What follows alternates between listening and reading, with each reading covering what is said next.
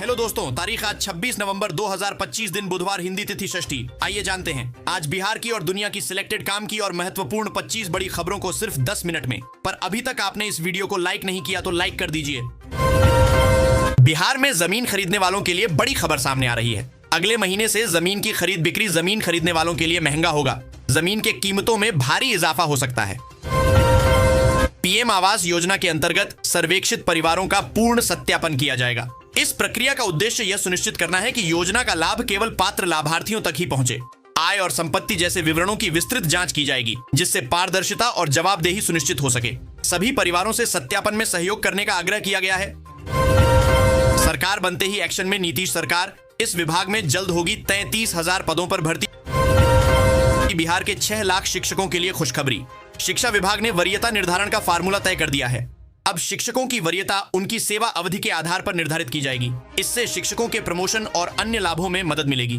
विभाग ने इस संबंध में अधिसूचना भी जारी कर दी है।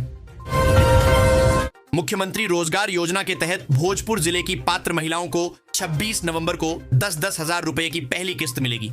आचार्य संहिता के कारण रुकी हुई यह राशि अब जारी की जाएगी। जिले में 1,41,000 महिलाओं के आवेदन सत्यापित किए गए हैं। प्रधानमंत्री ने भी जिले की महिलाओं को राशि भेजने की बात कही थी। अब स्टेशन पर ही मिलेगा इलाज। मोतिहारी समेत 14 रेलवे स्टेशनों पर खुलेंगे मेडिकल क्लिनिक। करोड़ों बिहारियों के शान हैं सीएम नीतीश। ओम प्रकाश सिंह सेतु ने मुख्यमंत्री से की मुलाकात। एनडीए की ऐतिहासिक जीत पर दी बधाई। निरहुआ का करारा हमला। खेसारी सभा में गाली देगा, फोन पर माफी मांगेगा। उसे यद मुल्ला ना कहूं तो क्या कहूं। सोने और चांदी के रेट में बढ़ोतरी। 24 कैरेट, 22 कैरेट और चांदी का ताजा बाजार भाव जाने।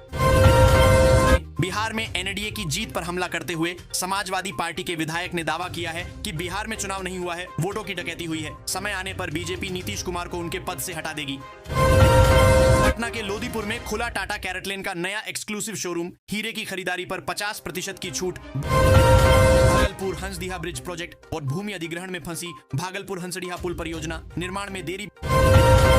बेलदौर में महागठबंधन की समीक्षा बैठक हुई, जिसमें प्रत्याशियों ने अपनी हार की जिम्मेदारी स्वीकार की। उन्होंने आरोप लगाया कि विपक्षी दलों ने मतदाताओं को 10-10 हजार रुपए देकर वोट खरीदे। प्रत्याशियों ने पार्टी नेतृत्व को सूचित कर निष्पक्ष जांच की मांग की है। ठंड झेलने की कर लें पूरी तैयारी। मौसम विभाग ने जारी की पूर्वानुमान रिपोर्ट। भोजपुर जिले की महिलाओं के लिए खुशखबरी है। मुख्यमंत्री रोजगार योजना के तहत पहली किस्त 28 जून को जारी होगी। प्रत्येक महिला के खाते में 10-10 हजार रुपए जमा किए जाएंगे। यह योजना महिलाओं को आत्मनिर्भर बनाने और रोजगार के अवसर प्रदान करने के उद्देश्य से शुरू की गई है, जिससे वे आर्थिक रूप से सशक्त होंगी। बिहार में शिक्षकों के ट्रांसफर का अगला चरण शुरू। ऑनलाइन होगी पूरी प्रोसेस। बेगूसराय में 24 अक्टूबर को पीएम मोदी की सभा की सुरक्षा ड्यूटी में तैनात कटिहार बीएसएफ 7 के हवलदार मो अंजार ने भाषण खत्म होने के बाद शराब पीकर बेसुध हो गए। परेड के समय गायब मिले। अस्पताल में मेडिकल के दौरान शौच का बहाना बनाकर फरार हो गए। 1 माह बाद कंपनी कमांडेंट के पत्र पर 21 नवंबर को सिंघौल थाने में उनके खिलाफ शराब पीने व ड्यूटी से भागने का मुकदमा दर्ज हुआ और उन्हें निलंबित कर दिया गया। पटना में दिख रहा मौसम में बदलाव का असर। आसमान छूने लगे सब्जियों के दाम। 26 नवंबर को पूरे प्रदेश में कांग्रेस का संविधान बचाओ कार्यक्रम। लोकतंत्र और संवैधानिक मूल्यों की रक्षा का उद्देश्य। पटना को मिला नया रेल घेरा। दैनिक यात्रियों के लिए 3 नए रेल कॉरिडोर। जहानाबाद, आरा, बक्सर, छपरा समेत कई जिलों के स्टेशन शामिल। रफ्तार से बदलेगा करोड़ों लोगों का सफर। बिहार सरकार ने प्रशासनिक बदलाव करते हुए 2 बिहार प्रशासनिक सेवा बीएएस के अधिकारियों प्रमोद कुमार व कौशलेंद्र कुमार को मुख्यमंत्री नीतीश कुमार का आप्त सचिव नियुक्त किया है। इसके साथ ही 3 आईएएस अधिकारियों को भी पदोन्नत किया गया है। सीना चौड़ा करके चलना। लेकिन पवन सिंह को याद आई धर्मेंद्र की दी हुई सीख। बिहार में 11 नए शहर किए जाएंगे विकसित। 40 साल बाद सरकार ने नए सैटेलाइट टाउनशिप योजना को दी मंजूरी। वरिष्ठ विधायक नरेंद्र नारायण यादव को बिहार विधानसभा का प्रोटेम स्पीकर नियुक्त किया गया है। राज्यपाल राजेंद्र विश्वनाथ आर्लेकर ने उन्हें राजभवन में शपथ दिलाई। प्रोटेम स्पीकर नए सदस्यों को शपथ दिलाएंगे और अध्यक्ष का चुनाव कराएंगे। नरेंद्र नारायण यादव बिहार के एक अनुभवी राजनेता हैं। पटना से खबर है कि बिहार की पूर्व मुख्यमंत्री राबड़ी देवी को 10 सर्कुलर रोड का आवास खाली करना होगा। भवन निर्माण विभाग ने इस बारे में आदेश जारी किया है। उन्हें बिहार विधान परिषद के सदस्यों के लिए 39 हार्डिंग रोड का आवास आवंटित किया गया है। राबड़ी देवी लंबे समय से 10 सर्कुलर रोड वाले आवास में रह रही थीं।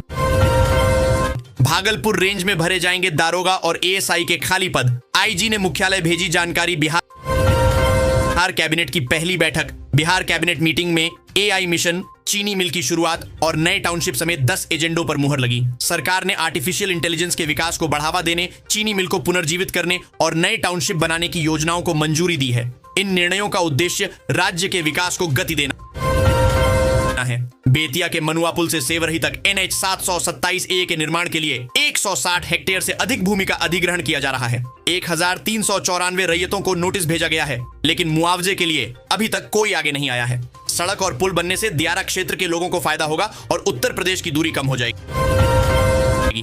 बिहार सरकार इस फसल की खेती करने वालों पर मेहरबान हो गई है। आवेदन के बाद मिलेगा 60% तक का अनुदान। लाभ पाने के लिए अपनाएं यह तरीका।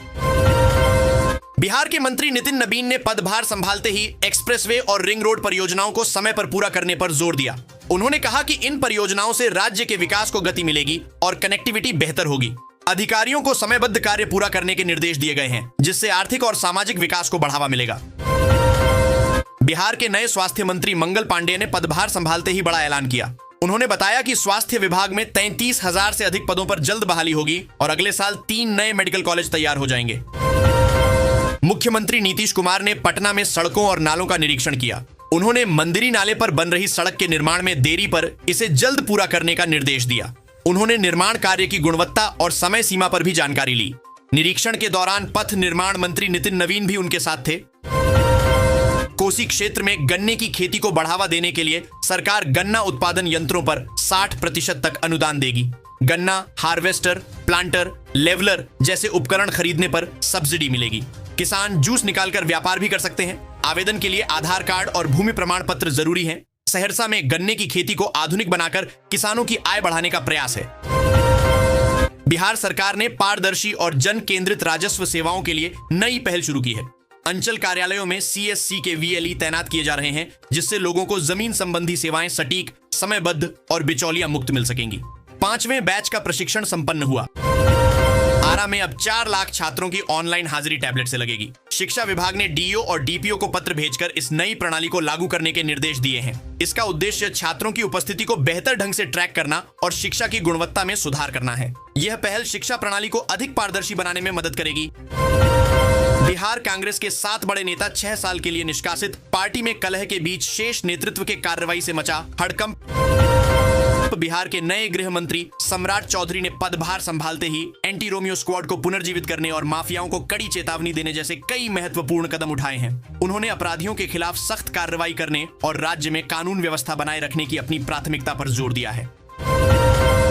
बिहार सरकार ने राज्य को आर्टिफिशियल इंटेलिजेंस के क्षेत्र में अग्रणी बनाने के लिए AI मिशन की स्थापना को मंजूरी दी है। मुख्यमंत्री नीतीश कुमार की अध्यक्षता में हुई बैठक में यह निर्णय लिया गया। इस पहल का उद्देश्य राज्य में नवाचार को बढ़ावा देना, सामाजिक आर्थिक विकास को गति देना और विभिन्न क्षेत्रों में AI के उपयोग को विस्तारित करना है। इससे शोध, उद्यमिता और प्रतिभा विकास को प्रोत्साहन मिलेगा। बिहार में पंचायत चुनाव पुराने परिसीमन के अनुसार होंगे, जिससे चुनाव क्षेत्रों की सीमाएं पूर्ववत रहेंगी। आरक्षण नियमों में बदलाव किया जाएगा ताकि विभिन्न समुदायों का प्रतिनिधित्व सुनिश्चित हो सके। राज्य निर्वाचन आयोग चुनाव की तैयारियों में लगा है, जिसका उद्देश्य निष्पक्ष और शांतिपूर्ण चुनाव कराना है।